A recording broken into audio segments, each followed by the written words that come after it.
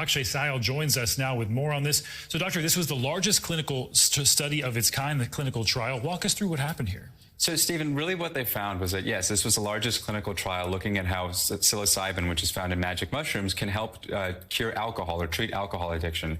And so what they found off the top was that, those who took the psilocybin saw an 80% reduction in the amount of heavy drinking days they had. And here's the really cool part. Half of the people in the psilocybin group actually stayed sober for about 8 months after their first dose. Wow. And how exactly does what is the drug again? Psilocybin. Psilocybin. I'll work on that. How exactly does it work? So the best idea, our best guess right now, is that it makes the brain more malleable to change. And so, there's two components here. There's a psilocybin and there's a therapy. You really need both, because just because you're more open to change doesn't mean you're going to change for the better. So you really need that therapy to help guide you and help change you and work on your alcohol addiction.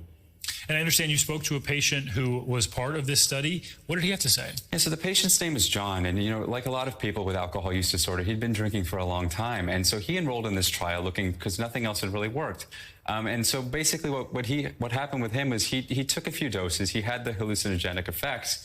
It cured him of his alcohol. He said when he sees alcohol now, he no longer has a desire to drink. Here's what he had to say. This worked almost like an antibiotic for me, where I was sick with a disease or a disorder. I went into this clinical trial, and this surpassed that. This took away, this eliminated all my cravings to the point where it cured my alcoholism.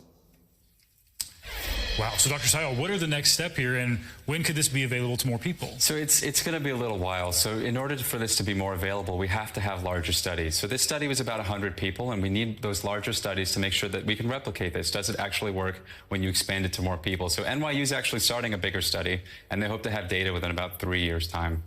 Fascinating. Definitely expect to hear more on that one, something I did not.